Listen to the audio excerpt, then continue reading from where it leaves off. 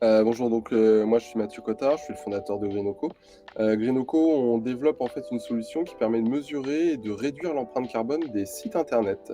Donc c'est-à-dire qu'on va, via un algorithme, identifier, qui va sur le site internet, quelle page il va voir, les ressources qui sont chargées et puis tout ça, on va calculer une consommation électrique des data centers, que l'on va pouvoir transformer en équivalent carbone et puis ensuite, notre algorithme, il va également identifier toutes les optimisations possibles à faire sur le site web, de façon à réduire l'empreinte carbone ensuite du site.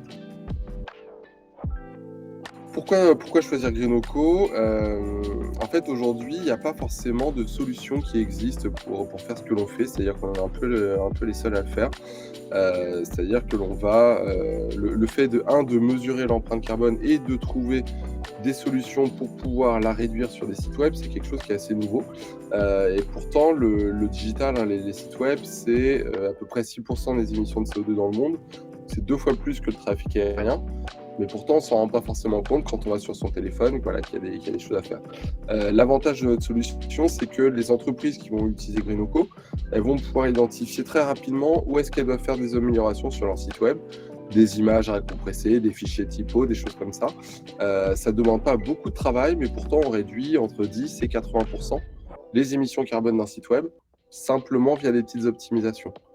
Donc voilà, c'est pas un gros budget, ça ne nécessite pas énormément de travail, derrière à faire, mais pourtant l'impact il est assez rapide et important. C'est une entreprise à impact dans le sens où on va, réduire les consommations électriques des data centers. Pour ça, on réduit du coup l'empreinte carbone, donc le côté écologique, il est là. Et puis il y a un autre élément, c'est qu'en réduisant la taille des sites web, on va avoir besoin de moins de serveurs aussi. Donc moins de serveurs, ça veut dire moins de ressources pour aller les construire, moins de terres rares, moins de matériaux, moins de silicium. Donc là également, sur ce côté-là, c'est quelque chose qui est plutôt vertueux. Tout simplement de dire que voilà, si les gens, si des entreprises, des organisations, sont intéressées, ne serait-ce que d'échanger sur cette problématique-là, qu'ils n'hésitent surtout pas à nous contacter. Nous, on est ouverts à l'échange, et à pouvoir les conseiller là-dessus.